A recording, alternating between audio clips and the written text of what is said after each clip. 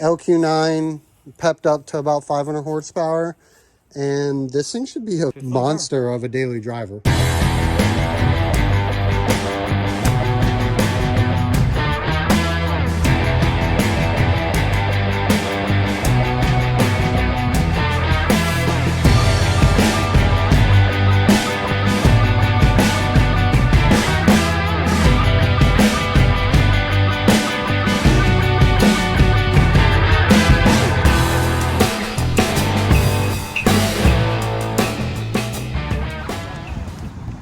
What's up, guys? Welcome back to the GM Outlet YouTube channel. Today we are delivering this LQ9 to Antonio here in Georgia. If you're new, please subscribe, and if you've already subscribed, I really appreciate you guys hanging out and taking the time to watch these videos.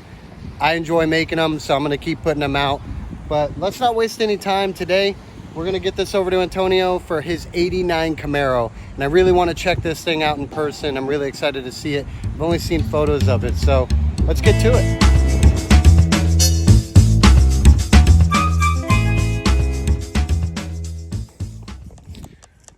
We're here. We are delivering the engine to Antonio. Antonio? What's up, guys? What's up? So there it is, you guys. You guys seen the motor? And if anybody's wondering how we do this, it's real simple. We back the trailer up and pull the engine hoist, pick up the motor, put it where it needs to go. That's it. Simple. And then the hard part is getting it in there. Yeah, right. That's the hard part. So, tell us what we're looking at. So it's an '89 RS, 5-speed, little 2.8 V6. Currently, goal is to put the LQ9 in here, leave it still the 5-speed, and then we'll pray how long it lasts. And I guess just get it running, and then tweak it from there. My goal is to change the rear later. What ratio does it have now? I really don't know, to be honest. But I think, well, when I do the rent, I probably want to keep it either 373 or 342. That's probably the ratio that I want to stay in. Yeah. So good highway gear, and I mean it's a 5-speed, so first gear is pretty short. One thing that I wanted to touch on, which is something that I was talking about earlier, is how clean this thing is. So '89, it's 32 because I'm 32 and I was born in '89. So for a 32-year-old car, this thing is mint, and it's been repainted, right? And previous to even the guy that I bought it from, he did say, and it's originally from California. Another. Interesting. Yes, this car originally came from California. Do you know how long it was in California? I think it was in California up till the time the guy bought it, which I bought the car like about a year ago.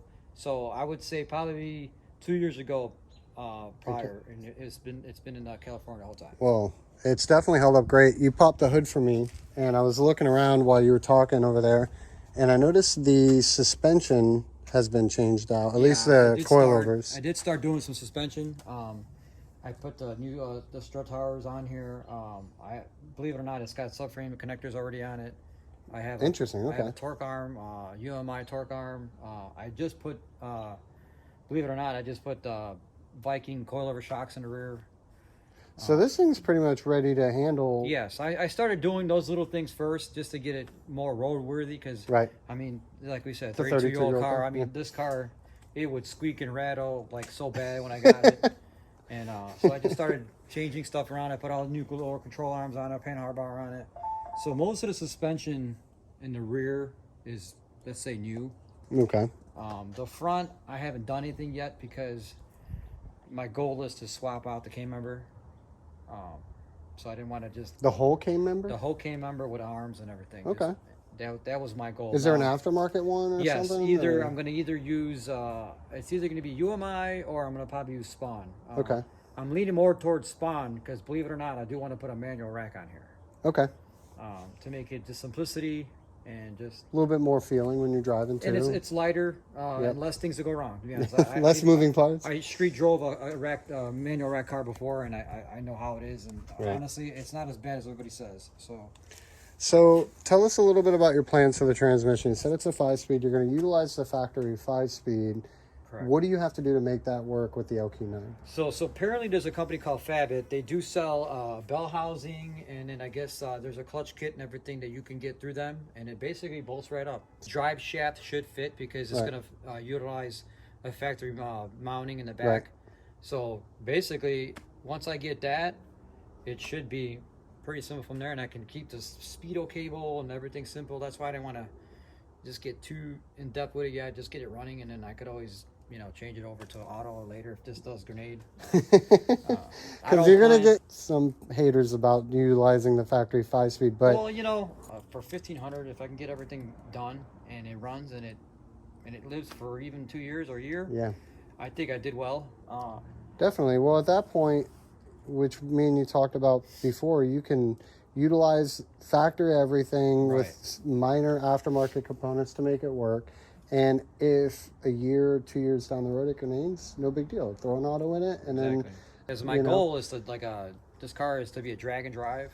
then okay, So, you know, think about it. If this car, let's say we're driving on a road and the transmission breaks. right, I mean, I can swap I can swap this T5 in probably an hour. yeah, You on know, the side of the road. on the side of the road with minimal tools than me, you know, trying to pull an auto out, converter bolts, cooler lines. You know, this thing basically has a shifter and a cable, and that's it. That's it. And it pops out. Easy peasy. So What are your plans for the engine? So you have a LQ9, is what you bought. Yeah. Those come 345 horsepower from the factory, Cathedral Port heads. And basically you want to get somewhere close to 500 horsepower. 500, if yeah, And so basically just heads and a cam. that's cam, yeah. And that's it. You're going to need headers regardless for the, The headers, swap. I'm probably, believe it or not, I'm probably going to be made fun of, but I'm probably going to try to use shorties.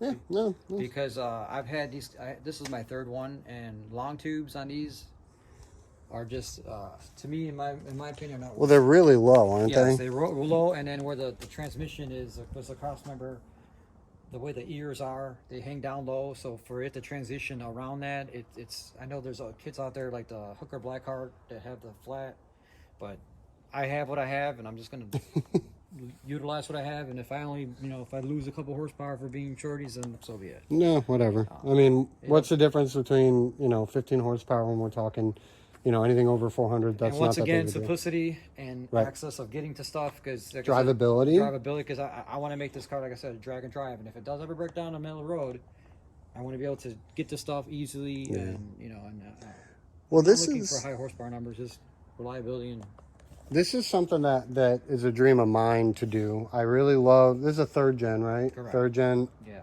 I love them. I think they're great. Obviously, the year I was born would be probably the perfect year for me to have Right. something like this with a really cool engine swap. So I'm a little envious because this is exactly what I would want. Maybe in white, but I'm really digging the gray. And let's look at the interior. So Yeah. this thing is super sweet. I have not done anything in here other than just kind of vacuum it up and clean it up. Well, like I said Seats, earlier, he did redo the seats. He actually gave me a book of stuff that he did. interesting. Yeah, so he documented He as much as he documented a could. lot of stuff. I was looking through the book, a couple things done to the repairs on the engine, but he did mention there was paint and then the interior with the seats.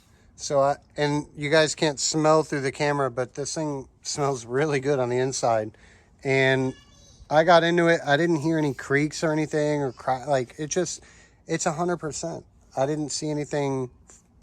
I don't want to say flawless because I know that he's going to correct me, but from the outside looking in, from a different person's perspective, it's pretty flawless. Yeah, You I mean, know? for its age, it's not perfect, but like I said, this is a drag and drive more vehicle than, Yeah. and I don't want to have no, showroom car and then it gets scratched and then like, oh my god, So a lot of the times, and I'm sure guys will chime in the comments section, but usually this area looks like garbage, and the front bumper looks Even like the doors garbage. close pretty good still. I mean, Yep. They don't sag. All of the body lines look amazing. They look A1 perfect. The wheels. So these are similar to the IROC wheels, Yeah. and I love the 5-spoke look. So I think they're awesome. It's a perfect balance between modern and classic. Like it's right there at the line. And to me, it doesn't get you much would never better. think that, you know, when I swap the engine, you'd never think that this thing would have what it has. Right. By looking at it like this with these little wheels on it. Yeah, Like, exactly. Oh, it's just a little 6-cylinder. You know? So your 6-cylinder's got dual exhaust. Yeah. And the funny thing about that is I'm gonna probably change it to a single outlet. so What's the deal with the spoiler? I just cosmetically, I'm honestly a fan of the big third gen, the 92, Yeah. 91. Yeah, the one that comes over, The it high- kind of the goes high down mount. a little bit, right? Yeah. I'm honestly a fan of that, but I figured I didn't want to redo everything. Did you put this on? I put this on. Yeah. Because I'm digging it. Yeah, so Like, I put this. This is a Hawks wicker bill, I guess they call it. And then I did change the lights to the newer style, and I did paint them. the paint looks great, man. The windows look great too. All the glass. Yeah, I just got the windows tinted. I got it. The guy that I bought it from, the guy in Georgia, was gonna LS swap it also. Of course, right? And that's why he bought it. And then when I saw he had it, I was like, "You want to sell it?" He goes, "Yeah." I was like, "All right, hold that thought." I literally went there with a trailer and said, "All right, let me see what you got, and if it's good, and then we're gonna get it." And, You've had it for 8 months, Yeah. right? Put how many miles on it since you bought it? about 4,000 to 5,000 miles. I had it right under 100,000. It has 104,000 right now. So you're driving Yeah, I've been driving fairly decently. And so basically at this point, you've handled the suspension. Interior doesn't need to be touched at all. Transmission's going to remain. Drive shot's going to remain. Rear end's going to remain for now. You're going to redo the K-member at a later point, but for now, it's no big deal. LQ9 pepped up to about 500 horsepower. And this thing should be a monster of a daily driver because it's going to be reliable, of course. Well, let's look at your new motor. Yeah. You want to do that? Let's go. We got to get this thing offloaded too. Beautiful car. Absolutely gorgeous. That'll be a later point. Yeah. Right? Well, maybe some coverage on that later on. So we have I can't remember the year, but it's an LQ9 out of an Escalade, all-wheel drive Escalade, 345 horsepower. You bought it complete, so you have wire harness, ECM, pedal module box, all the accessories, everything. And this was a almost 1,700 mile trip for me to get it here. This wasn't the original one you bought, but it is definitely, it's 2,000 miles less. But we had Definitely been a whole other episode. yeah, for that. This was the LQ9. Well, this one, but not this one. But this was the LQ9 that I was gonna buy up in Michigan, and ultimately turned it down because it was garbage. So we found him another one. Are you planning on doing any gaskets and all that stuff? Yeah. I'm gonna reseal it. I'm gonna have to get the F-body pan, Right. so that it'll fit in there. I'm definitely gonna pull the rear timing cover. Got actually the old diverter, the little dumbbell that goes in the back. Did you get a billet one? Or? I got billet one. Nice. So Good I got choice. that. I also got an oil pump that goes around like how they only utilize clamp? one bolt. It's like a Right, clamp. I yep. bought that. Yeah, it's on the way. That was in our second episode. We talked about So, that yeah. with John and his K10. Just little things like that. I'm gonna definitely do the whole front timing cover. All the gaskets that I can, basically think of. Very cool. Well, we're going to get this thing offloaded. I think that's going to be it for the episode. We'll keep checking on with Antonio and checking on his progress. It's going to be a fairly simple swap, but he's, going to kind of tackle it on his own for the most part. Yeah. And it's going to be exciting when this thing's on the road. We have plans to go through Sick Week next year. Yep. So with let's, that car. Hopefully So this will be in there and we can. that'll be so cool, man.